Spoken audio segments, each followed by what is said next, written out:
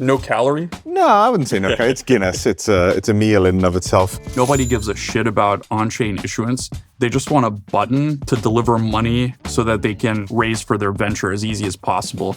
Were there any moments during that saga where you were like, I can't believe I'm having this call right now? Elon was like, you're being an asshole to the people. What you've got to do is full transparency. 100%. You know that I'd love to tokenize or otherwise make your stock available to retail. And you know that I'm skeptical. I want to see this handstand push-up now. Yeah, it's fine.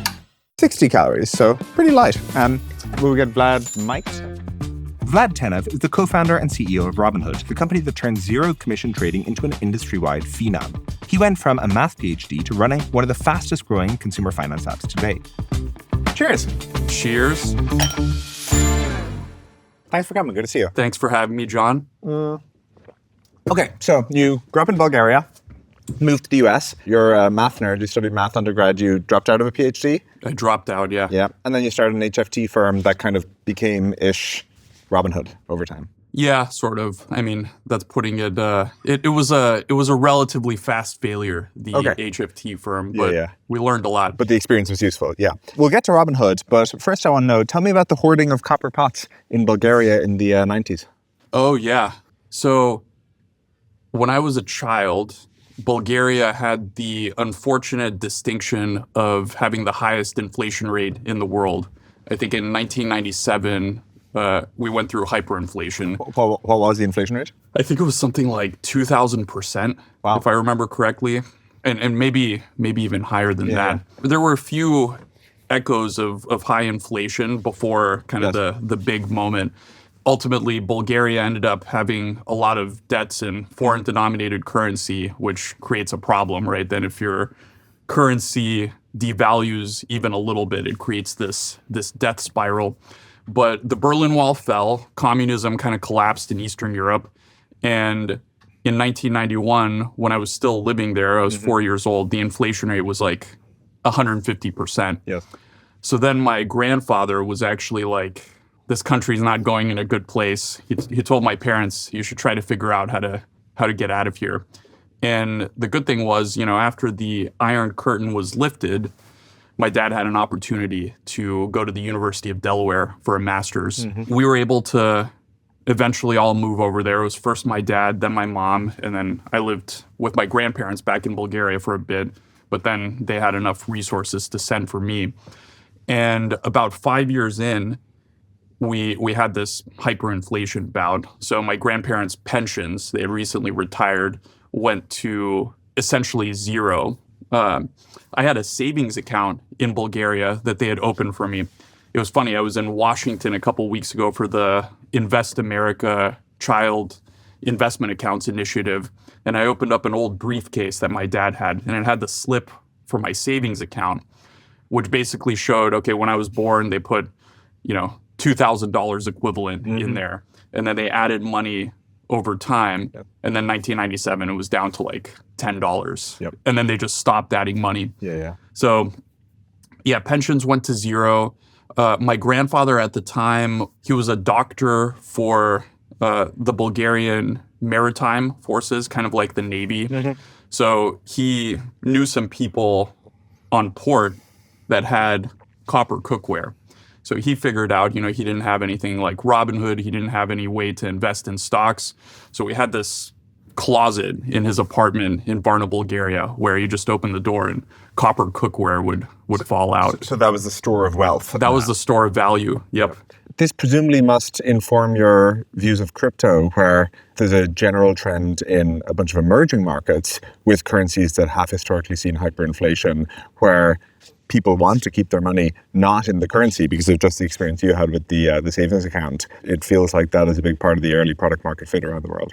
The surprising thing about what you said to me is that Bitcoin was originally thought of as the store of value and this way to escape local hyperinflation, but people don't seem to be using it for that or quite as much. And if you look at stablecoins have gotten a lot of traction overseas because you have this sort of like need to have US dollars.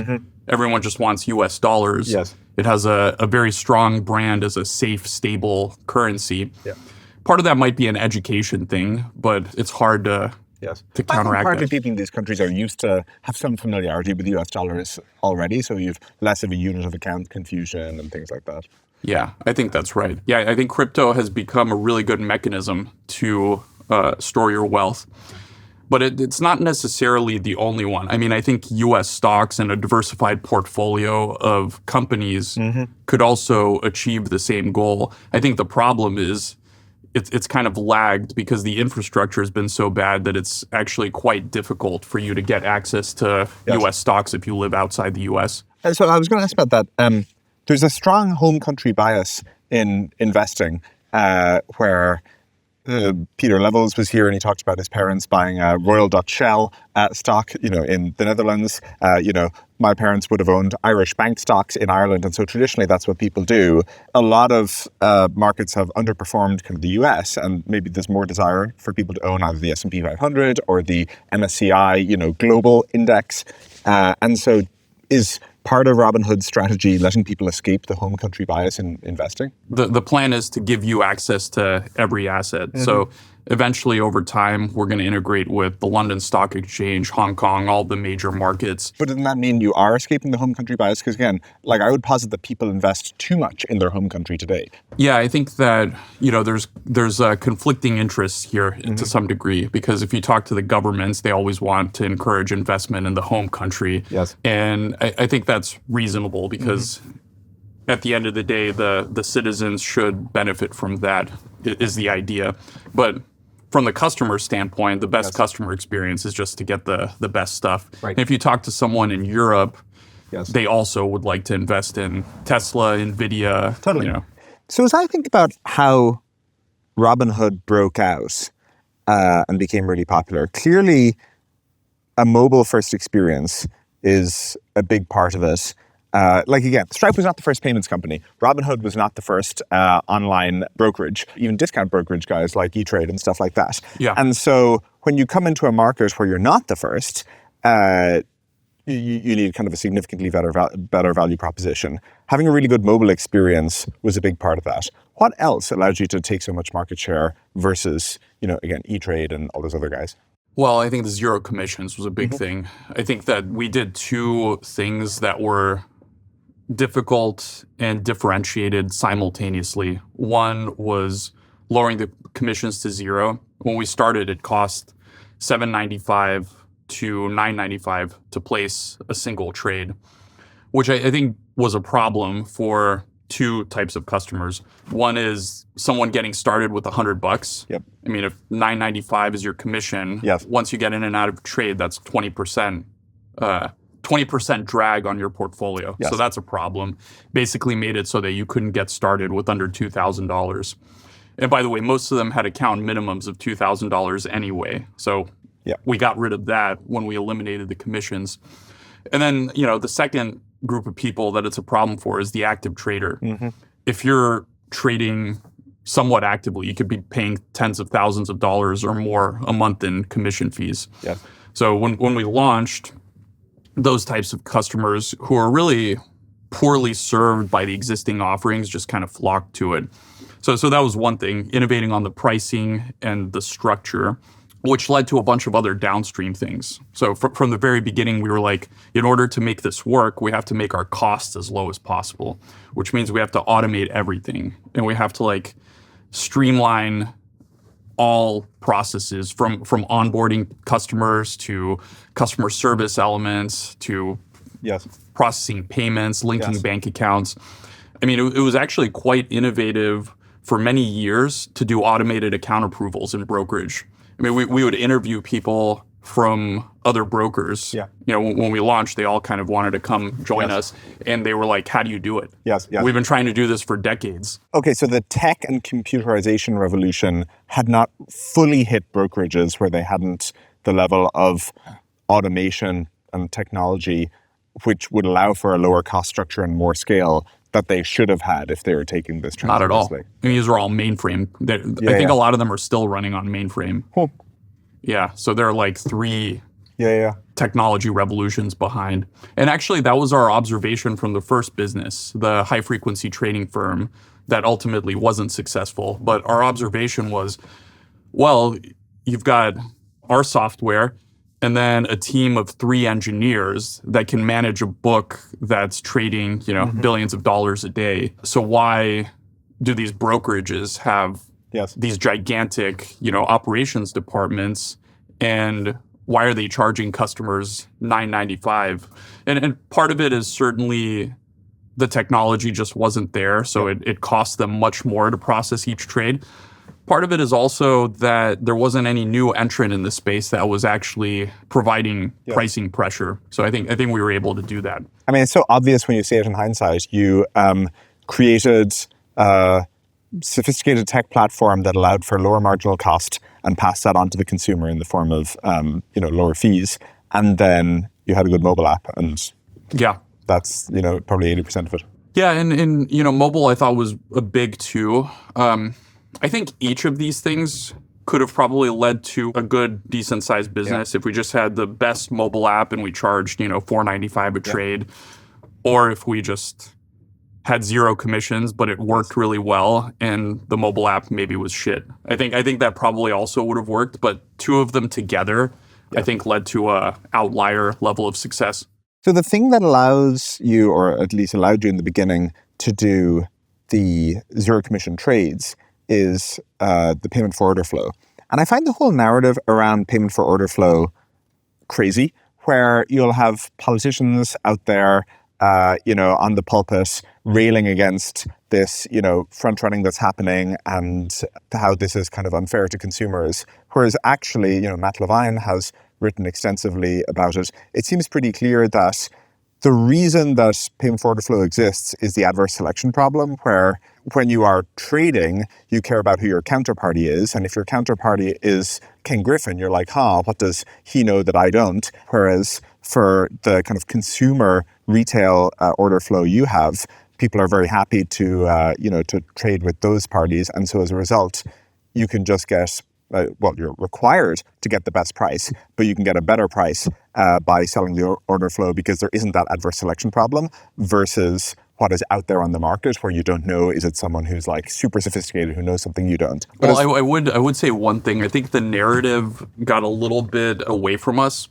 The truth is, at the beginning, we didn't care about payment for order flow, and we actually did not think that it was going to be a big source of revenue because it was so small. And actually, for the first several years, we weren't self-clearing, and we were relying on a third party to even route our orders. So we cleared through Apex.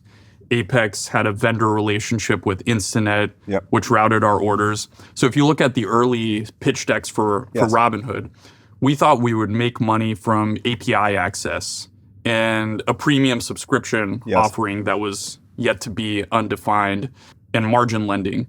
And then, we saw that we had all these active traders, and then payment for order flow became a larger and larger revenue stream. But that was really just because we got so much bigger, so much faster on the trading side that even this like tiny revenue stream became quite meaningful over time. All of the competitors offered it or took advantage of payment for order flow. If you look at TD Ameritrade, before they moved to 0 commissions, their average revenue per trade was something like $12. It was like, or maybe $11. $10 of it was commission, $1 was payment for order flow. And of course, we deleted the $10 bit.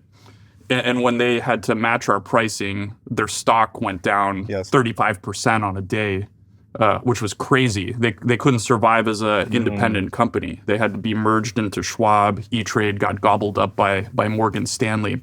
And then the narrative somehow became, they're making even more money from this other like payment for order flow thing than they would have made if they were charging commissions. But that's my question on payment for order flow. How did the debate get so wacky and so disconnected from how the markets actually work? I think the way it happened, and this was a little bit of unfortunate timing on our part, when we announced Robinhood, our initial wait list in 2013, there was this book that came out, Flash Boys. And it was basically like coincident with the announcement of Robinhood, the Michael Lewis book. Sure, I've read it, which it was interesting because as a high frequency trader, a former person in the space. Yes.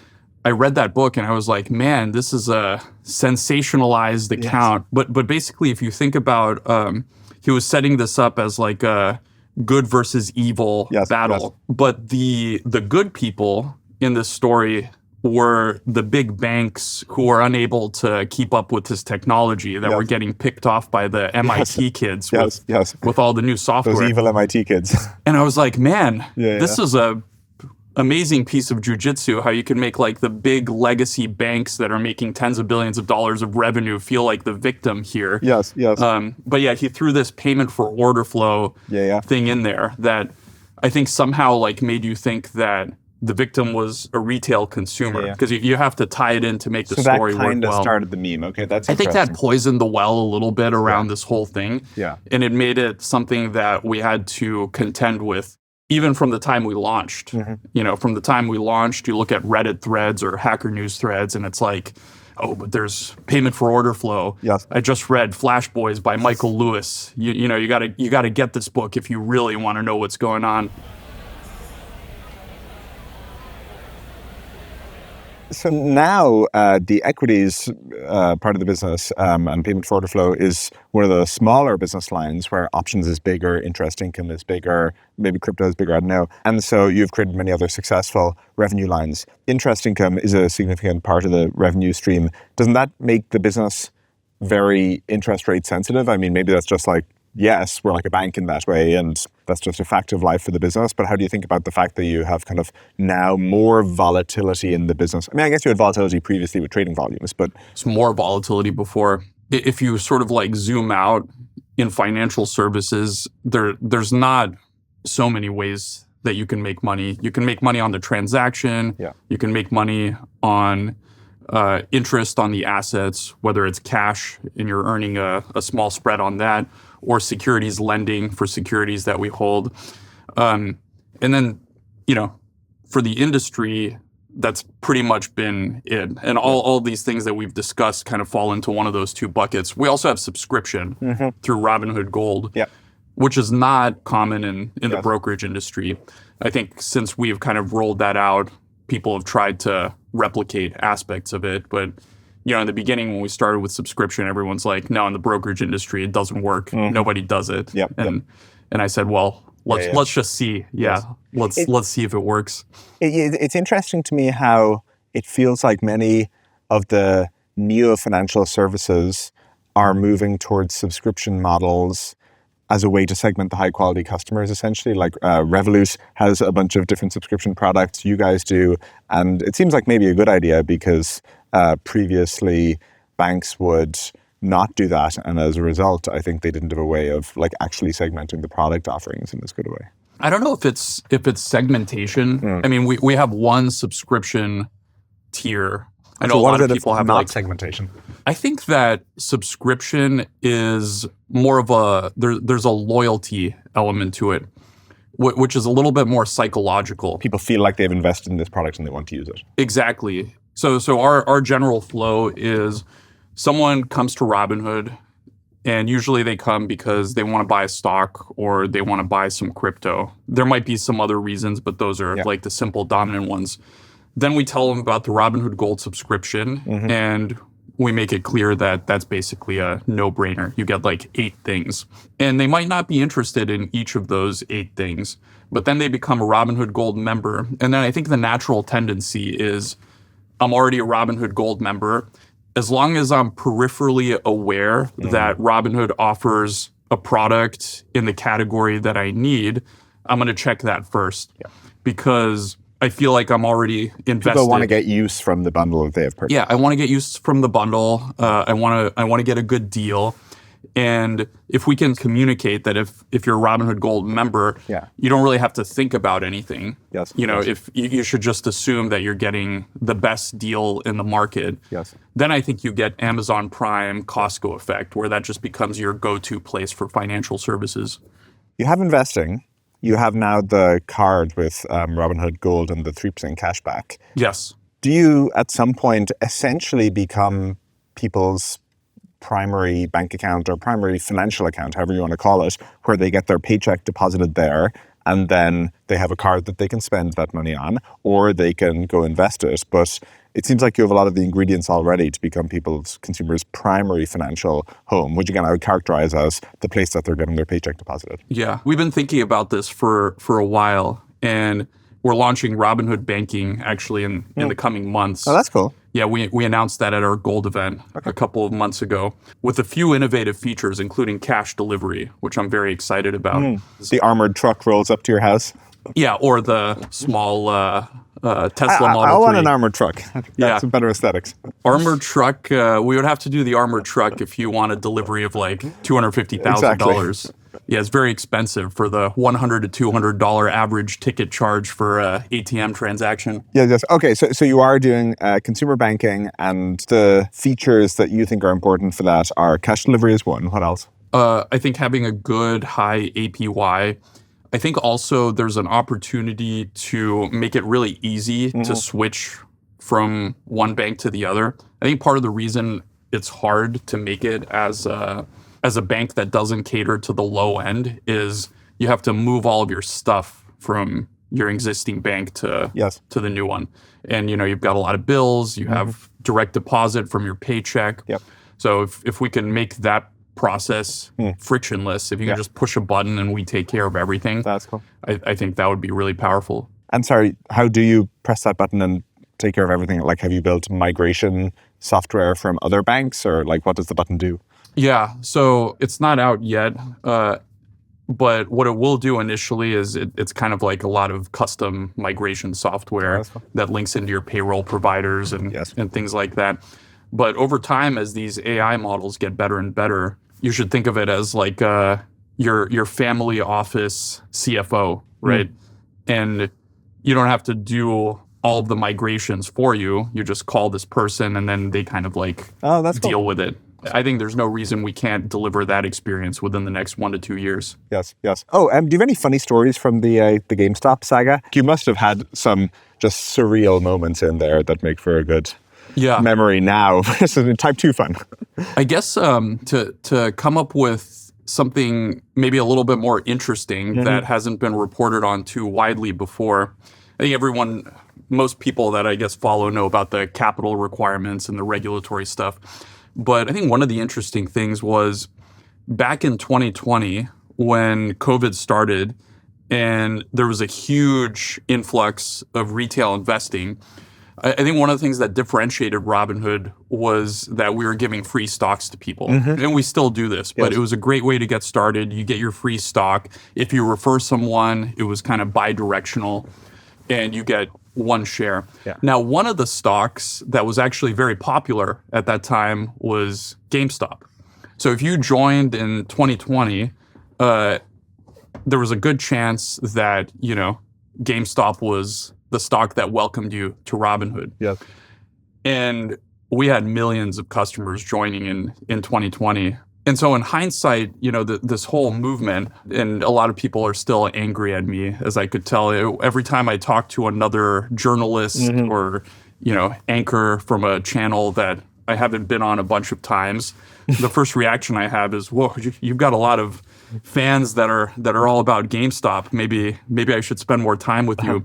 To some extent, that whole thing wouldn't have happened without us. Like we made possible this whole thing. So I feel you created a lot of long pressure on the GameStop stock. I wouldn't even put it on the technical market aspects, but I kind of feel like these people's father in a sense, right? I just psychologically, I feel like they grew up with our product. You gave a lot of people their first GameStop share. I think it's time for some of them are angry. They've left home. They've gone out in the real world. We've grown too, so I think it's kind of time for them to just come home. Yes. I think it's enough rebelling. Yes. But were there any moments during that saga where you're like, I can't believe I'm having this call right now. I can't believe I'm in this position. Oh, yeah. The whole thing was also very weird because it was all remote. And at that time, it was sort of like 1 year into COVID. Yes.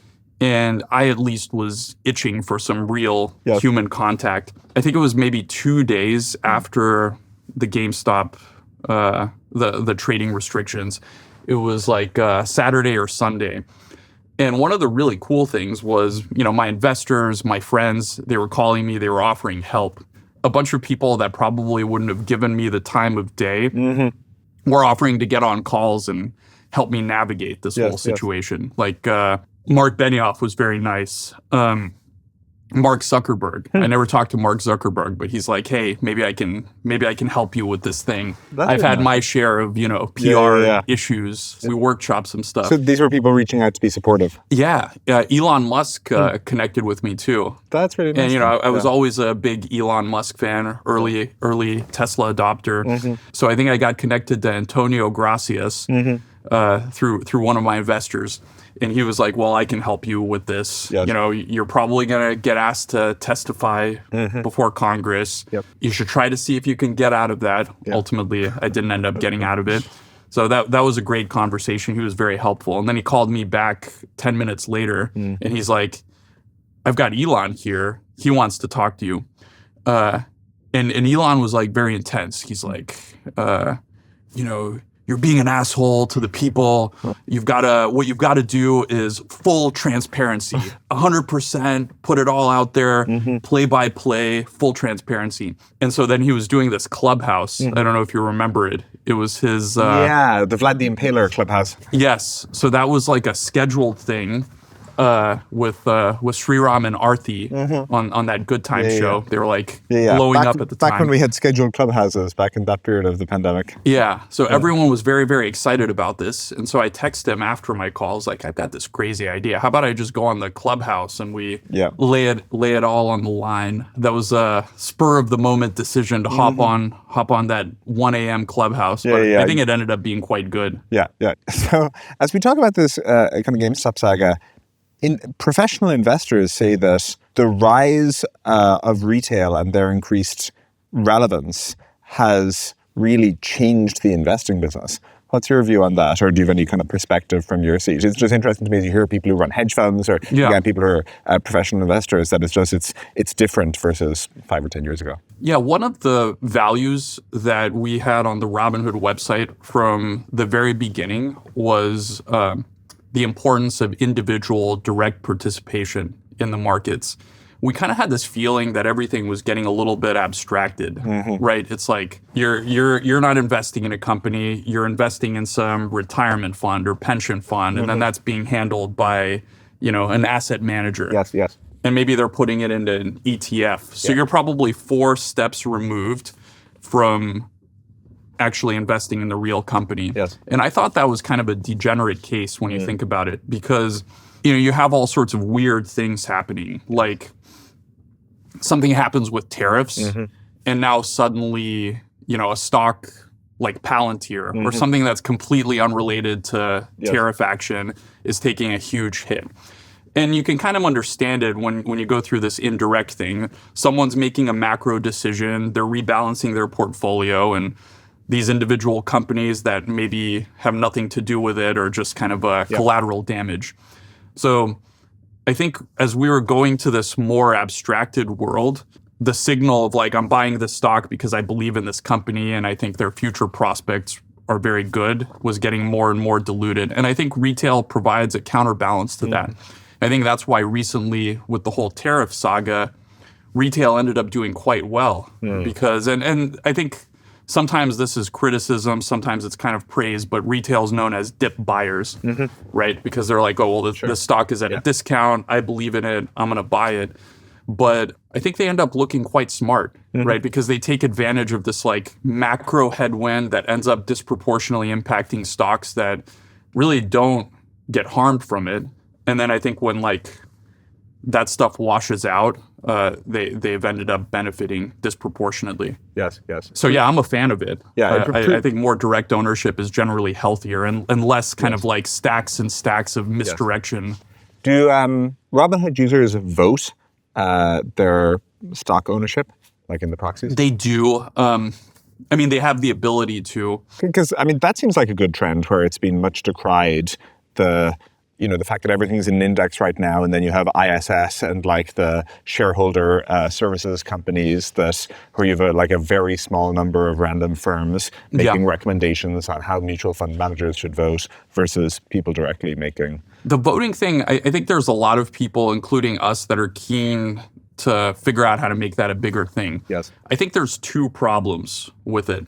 One is that most proxy votes are just not super interesting. Like if you look at it, it's sort of like incomprehensible things that don't really get retail very excited. I mean, if there's some kind of like proxy war and you're voting the CEO But it's out, usually not that. It's usually something it's totally usually not soporific. that. Maybe you'll get like one per year or one every 2 years. The other thing is the sort of like decision to vote on something versus just selling the stock. So as retail, you have the option where you can just sell the stock. And in some ways, that can be an easier outlet for the feeling that you're not happy with the company. Yes. Whereas if you're a fund manager, you're in that stock because you don't have a choice. You're subject to some algorithm that says you have to buy it, and then you end up accumulating so many of the shares, but you can't just sell easily. So that's why those guys are particularly motivated to vote, because that's actually their only outlet to expressing a point of view about the company. So I think in order for voting to become bigger, we have to like solve both of those problems. It might be possible if you make it more delightful and if you incentivize it to get to solve the first one. But I think you're competing with users being able to sell the stock, which is a powerful alternative. Yes. Should I go first? Yeah.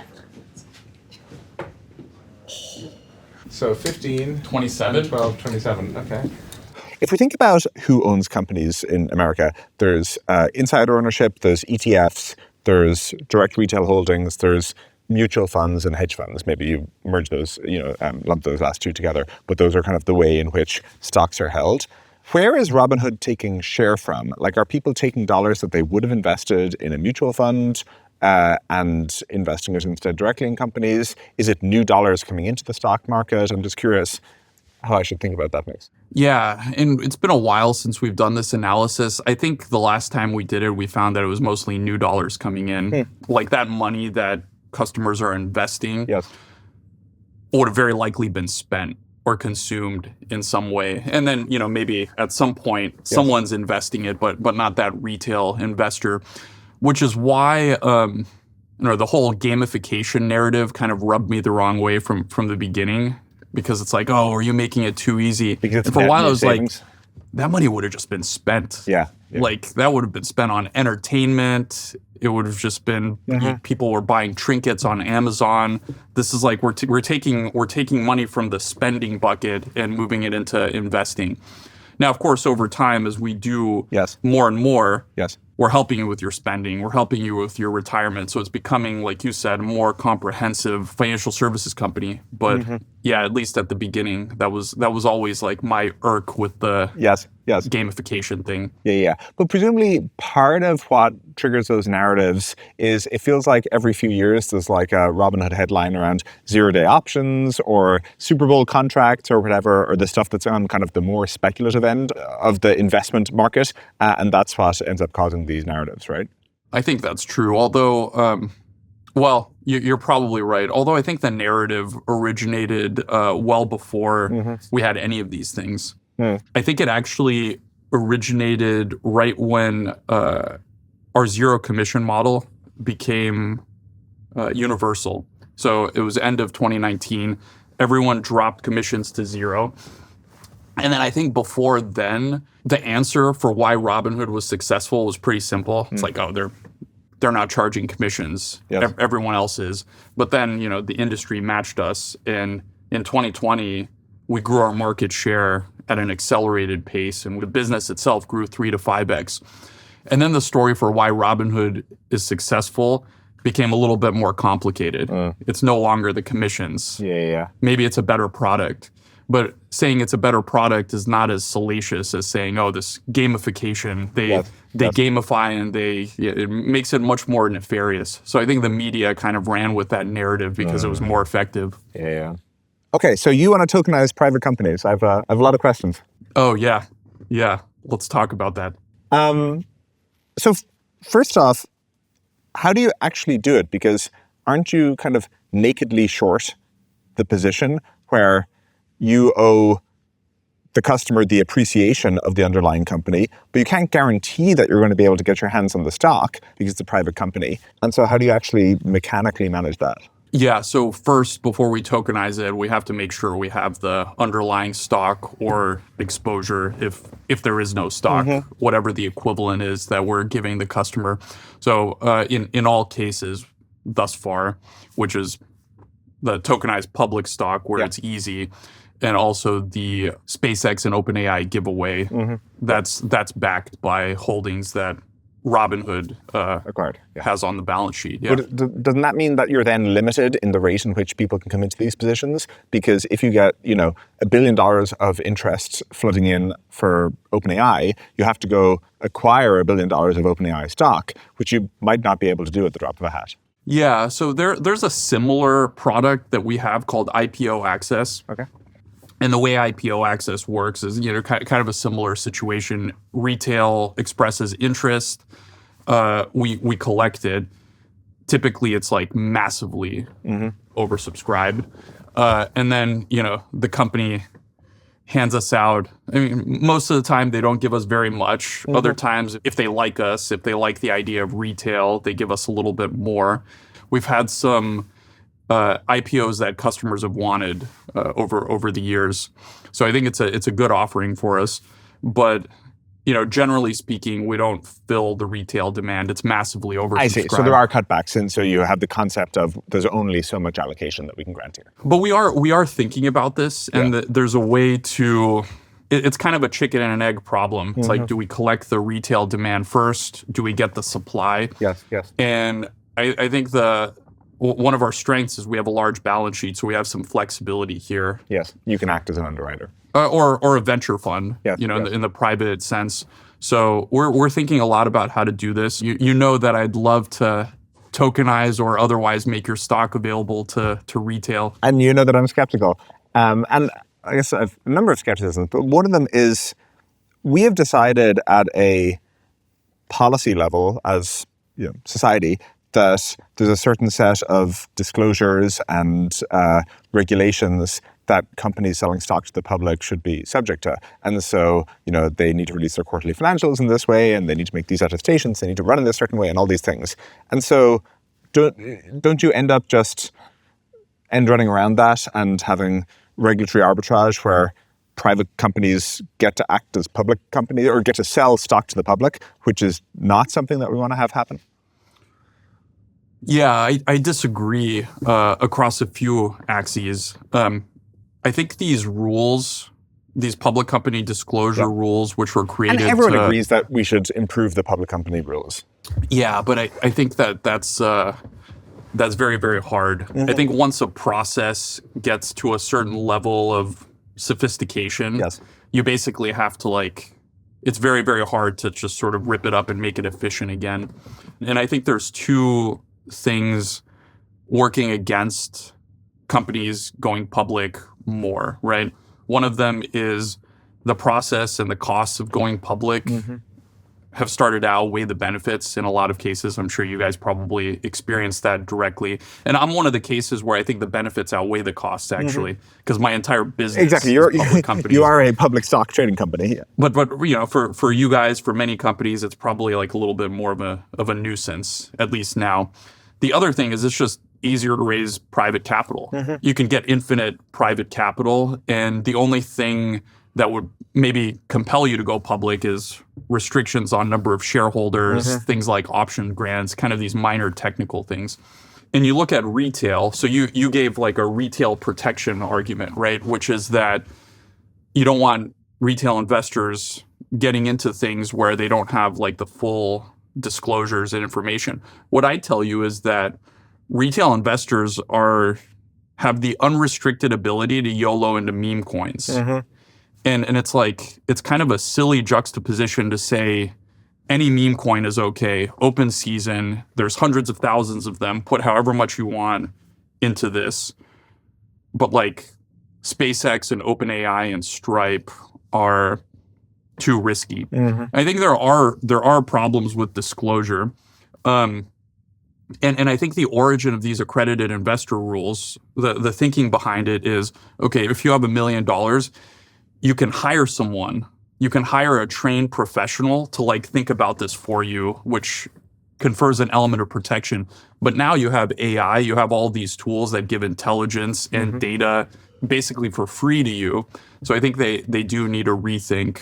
And I think we should figure out how to safely give retail investors access to these names, which are, some of the most innovative companies. And I think we can handle the disclosure elements fairly neatly, actually. How far do you want to go with this? Should Chick-fil-A be tokenized? Should a family farm in California be tokenized? What is this universe of companies that should be tokenized? I think there's two things that are interesting. One is late stage privates. And I think the customer base is a little bit different because late stage privates is more like employees that are looking for secondary. So you as the founder are probably not the person that's championing for that unless you really like retail access. And so, some people believe in that very, very strongly and they're excited by it. But I think that's kind of the late stage private opportunity. And then there's early stage, which is almost like capital as a service. And I think there's some talk about on-chain issuance and, this will never work without on-chain issuance. I think that's all bullshit. Nobody gives a shit about on-chain issuance. They just want a button to deliver money so that they can raise for their venture as easy as possible. And, if blockchain technology is the easiest and most direct way to do that, then it'll win. But yeah, nobody's buying on-chain issuance at the earlier stages. They're just worried about growing their business. So you would like to see this as a tool for capital formation where startups are able to raise money in this way. I think that's the end We have state. seen countries play with frameworks for this, like equity crowdfunding in the UK. Some frameworks around that. And so that there are... It's been very effective in some cases. It's still a little clunky and, it's... limited to that market. But Revolut, for example, did I think multiple equity crowdfunding rounds in the earliest stages, which ended up working quite well for those. Yes. What about let's talk about Stripe. Have you thought about whether there would be some mechanism where we could either tokenize your stocks or make it available to retail? I can present a couple of options to you. A menu of options. I have a menu of options. One is obviously we can tokenize it directly. The other is you can put it in a diversified fund, a little bit less exciting. Kind of less price action, essentially. Yeah, but price action would be sort of obscured because there would be 5 companies, let's say. Yes. I think... You seem excited. Exactly. You can tell I'm incredibly excited. There's multiple things. One, again, we do not sell equity to the general public today. And I think our view, just as a practical legal matter, is that the SEC takes a dim view of that. And so that's one set of obstacles. But then the deeper one is just that Stripe's not a capital consumptive business. We're not out there raising many billions of dollars to build out presumably more data centers. That million GPU data center, right? Exactly. And so there are these highly capital intensive endeavors that as a result, it probably does make sense to go out and raise from kind of the deepest pools of capital. Stripe is not that. It is a pretty capital light business. And so the current set of owners, if you leave aside kind of early investors, are employees. And we kind of like that model. We like the idea that it's owned by the set of people who are building it and creating the value. And then we've solved the employee liquidity question through tenders. And so I think it would be a solution looking for a problem, kind of. But what the problem is, normal people can't get access to it, right? So what if the tenders, instead of being purchased by institutional venture capitalists, could be a little bit more democratized? I'm never that sympathetic to that argument. The main reason is just, if you look at the underlying ownership, it's normal people through a different lens. And so who are the LPs in a company like Stripe? It's generally college endowments, it's CalPERS, it's pretty broad ownership underneath. And so it's not, when you're saying being owned in a diversified vehicle. That's essentially what Stripe is today, where the underlying owners that are not people who kind of work at the company or have worked at the company, it's generally funds, and those funds are generally people's money managed in some way. I mean, we also have a few kind of mutual fund owners or something like that. And so it actually strikes me as a pretty sensible ownership structure. The other thing that we're kind of getting into in these discussions, and kind of when you announced the OpenAI tokenization, it kind of struck me as a prediction market on the future of a specific company. And I'm curious, you're getting now more into prediction markets. I'm curious what the world looks like where prediction markets become much more relevant, because that's one of the biggest changes of the last 5 years. Yeah. I think prediction markets are awesome. It is fundamentally a little bit different than this. I mean, we'll get into the prediction markets thing, but yeah, one of the criticisms that maybe the tokenized stocks or the stock tokens offering has had is, well, these are just counterparty swaps with Robinhood, but it's not exactly that because they are backed by the underlying asset. So in a sense, if you think about stablecoin, it's the same mechanism. Yeah. I mean, there's different paperwork surrounding it, which we can debate. You have ownership of an underlying pot of assets. But yeah, you've got like a bucket that you put some stuff in, and then you put tokens against that, and that becomes a tradable instrument on blockchains. Yes. So I actually don't think there's any criticism that you can apply to stock tokens that doesn't apply to stablecoins. Like stablecoins have sort of like crossed the Overton window where nobody's really talking about these things. But I think effectively from a practical process standpoint, they're identical. Prediction markets, to your point, are like derivatives in the ultimate sense. And I think what's exciting about prediction markets is not just the fact that customers can trade them, although that is great for us and it's been a growing business, but also that there's a use case that's mass market outside of trading. You can just look at it and it becomes like an alternate source of news. That's why I resonate with this idea that prediction markets are truth machines. Yes. Where do you use prediction markets outside of elections to get news? I mean, I was at Wimbledon a couple weeks ago, and we had a great Wimbledon prediction market. And there's a Bulgarian tennis player who I happen to know a little bit, Grigor Dimitrov. I don't know if you saw this match. He was playing Yannick Sinner, who ended up winning. Now, Grigor Dimitrov was up 2-0, right? And he was actually winning the third set. So he was gonna clean the match up. And then you look at the prediction markets, I think the time it was like 55-45.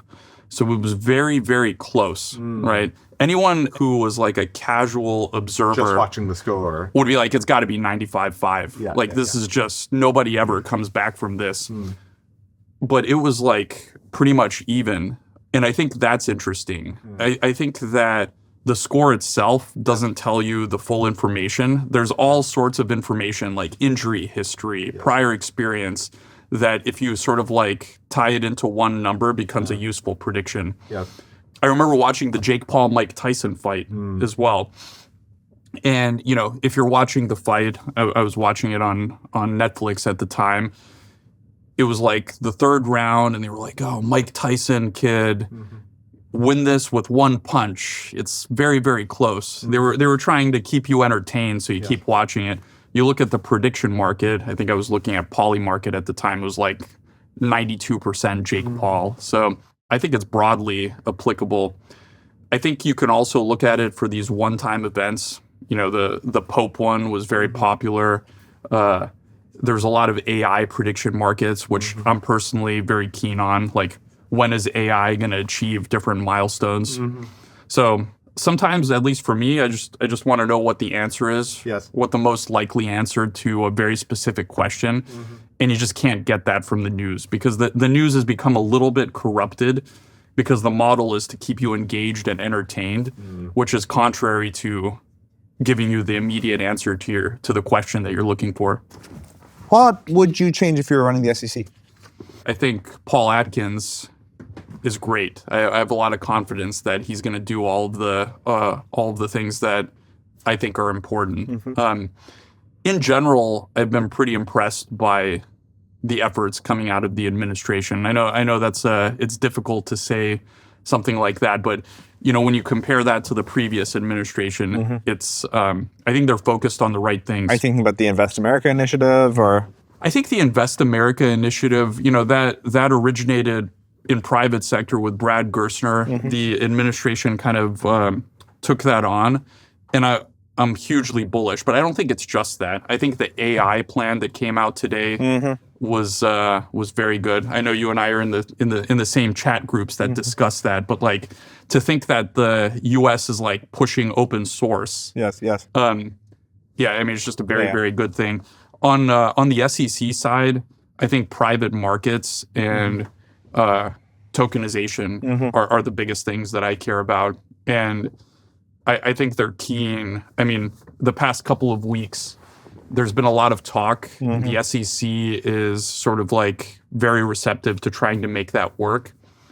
And so I'm feeling good about it. But if we end the year, or even if it happens next year, with comprehensive crypto asset security tokenization framework and some solution that's workable, better than what we have today about private company access, I think a full redo of accreditation, frankly, is what's needed. Again, it seems like everyone agrees that the current accredited investor regime is not that sensible. Yeah. How does Robinhood ship so fast? I think that it's just a matter of where we're focused. Let me think what the useful thing to say is without spilling all of my secrets to my competitors. No, please spill the secrets. If you let me tokenize your shares, I will. I think you have to want to ship fast. I mean, a lot of people say that they want things, but then when they actually break it down into what that entails, they're unwilling to do those things.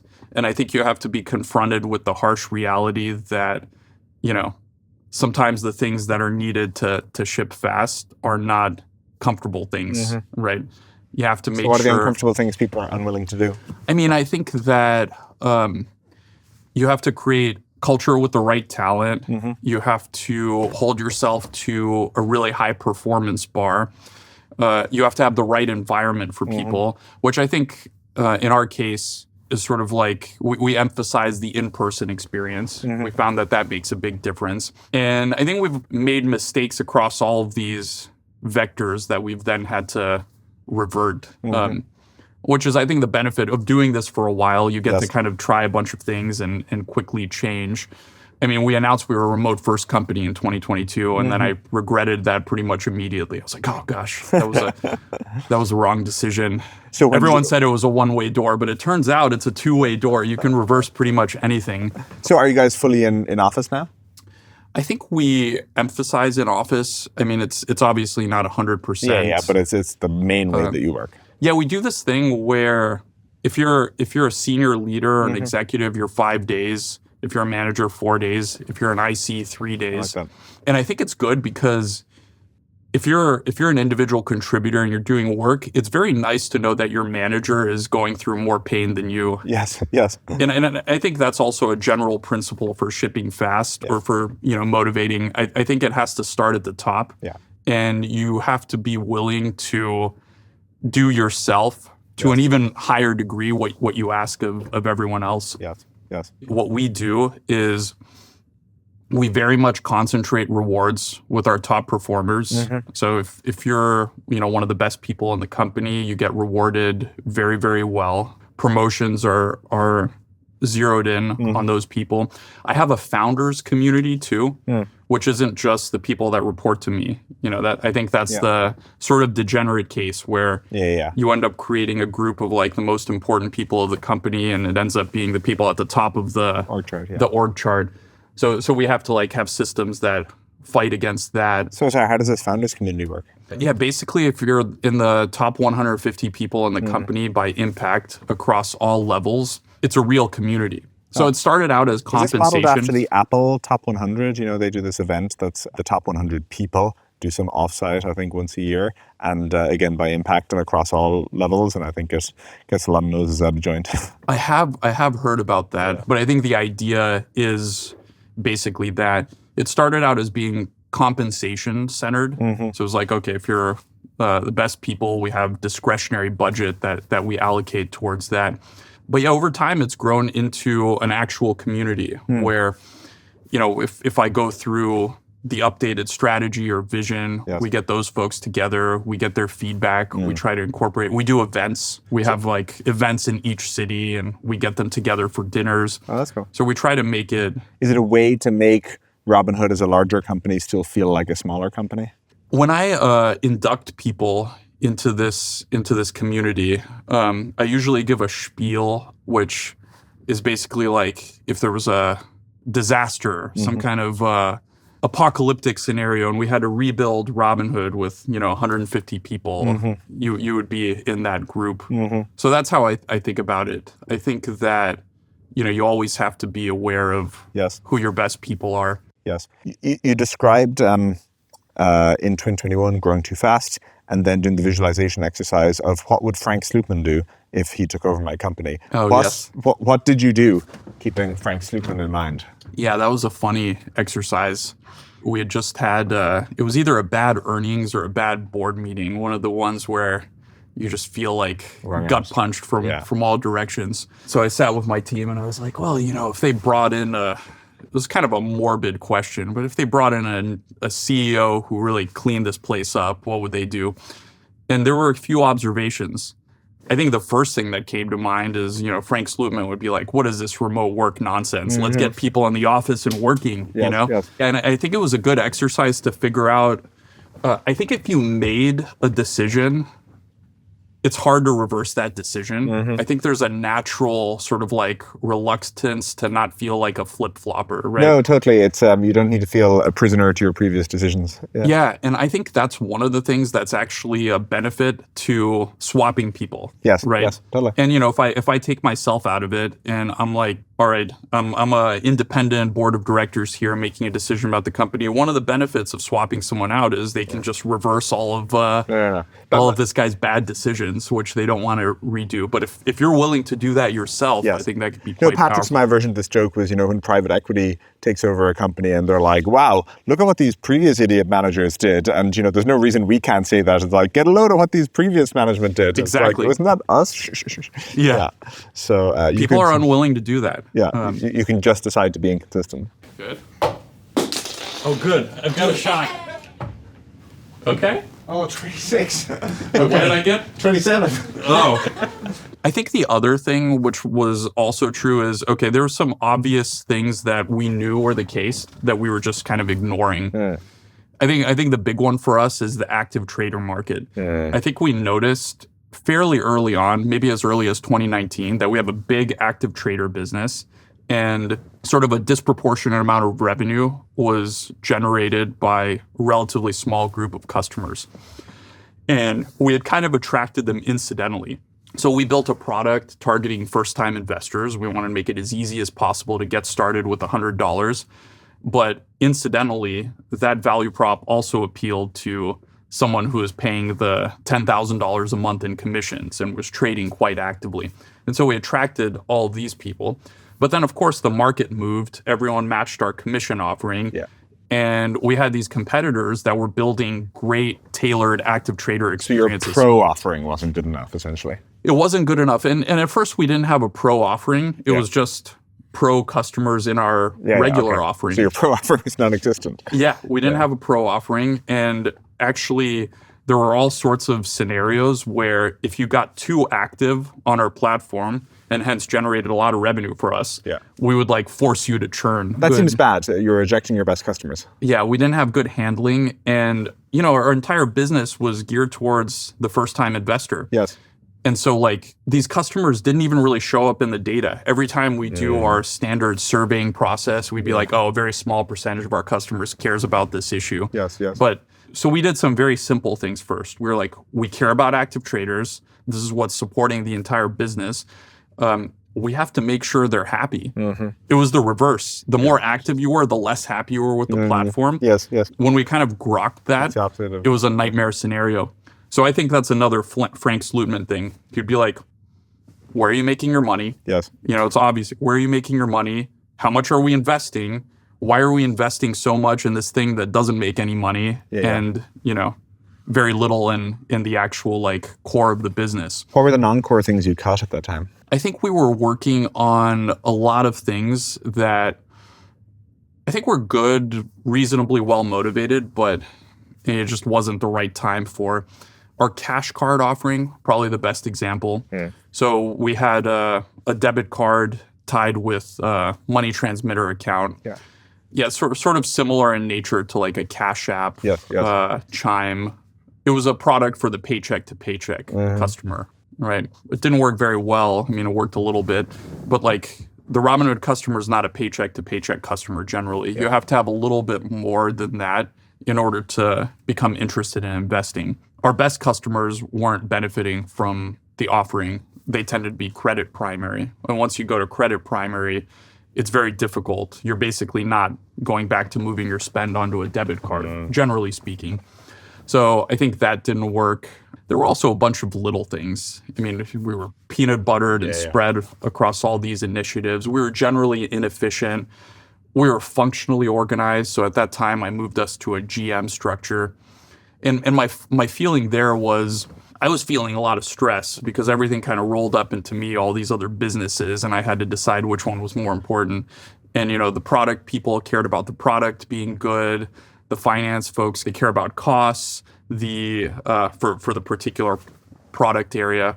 The engineers just cared about it getting built. Yeah. And I wanted more people to get the sleepless nights of having the product not working. And I think with the GMs, we got that. When we moved to GM structure and we gave full accountability to the business lines and the revenue to the GMs, it immediately improved. Because, I could look around, I could see Johan, our crypto GM. He's sweating if crypto's not going. So you have individual accountability. Yeah, and I think that's worked very well for us as well. I think the events have worked well. That's more of a recent thing. The marketing events. Yeah, and the product launch events. Yeah. You ask, what's worked well to get shipping cadence. I think it's always good to have on top of all the other things that you need to do to make it possible, it's always good to have an event. Stake in the ground. You're either going to make it for this event or you're not. And I think that can be pretty motivating to people. Totally. Because everyone wants to, present well. They don't want to be the folks letting down the other people in the event. We find that with Sessions, our headline customer event as well. It's very clarifying for getting products out the door. Yeah. Sure. And we started with one. We started with one last year, and now we're doing, 4+ a year. That's cool. Maybe last question. How's it going with Harmonic? You started a mathematical superintelligence lab. Yeah, it's going very well, actually. Those guys have been cranking. You've cracked superintelligence? Not yet.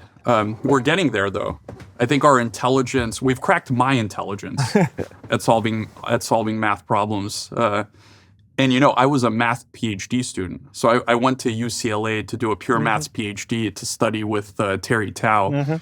But when I was in high school, I got to like Amy level, if you're familiar with that. It's like 2 rungs below the International Math Olympiad. Yes. So in the past year, we've exceeded my intelligence by a considerable margin. So I think we're on the way. Probably another 10x and we'll be at That's cool. something that you can consider super intelligence. Is it a for-profit endeavor? Is it a non-profit? And what's the revenue model? It's a for-profit endeavor. Okay. We want to get really, really good at solving math problems. And the unique spin on it is that we're using formal mathematics. So we use a language called Lean. We translate natural language math into Lean. And what that gives you is verification. And I think verification has been a big problem outside of the AI space. Obviously, if you're relying on AI for something mission critical, verification is important. But even in math, some of these proofs can be hundreds of pages. Totally. Yeah. And mathematicians have to debate in a colloquium for years. Yes. Like Fermat's last theorem, probably a good example. It took 2 years for that proof to be certified. Yeah. So I think the verification problem is a real problem, and it's only going to get worse as the output of artificial intelligence systems becomes more and more voluminous. But why is the proof of Fermat's last theorem so long when the theorem itself is so short? Like, doesn't that suggest to us that it's not the final proof? There's just a shorter one should be possible? Not necessarily. I mean, if you think about what's widely considered the deepest theorem in mathematics, the Riemann hypothesis. I mean, you can write the Riemann hypothesis. It's like one sentence on a chalkboard. But you ask any mathematician, and they're like, we're not even close. We don't even have a strategy. New math has to be invented to solve this thing. So that's sort of the holy grail. And that's actually what motivated Tudor and I to start Harmonic. The vision would be... The Riemann hypothesis specifically? Yeah. To have a smartphone app with our AI model, to take a picture of a statement of the Riemann hypothesis on a chalkboard, and then it just cranks it out and gives you a formally verified proof. That'd be a pretty handy app. It would be cool, yeah. That would be a nice viral moment when all these conjectures end up going on social media. Exactly. For your 27 product launch event, we're launching the Riemann hypothesis is now the Riemann proof. Hopefully it gets some retweets, you know. Yeah. Alrighty. Vlad, thank you. Yeah, thank you so much. Good stuff. Good. Yeah. Well, that's really. Wow. Okay. Yeah. That's pretty good strength. I can't do that. It's harder than it seems. It looks hard.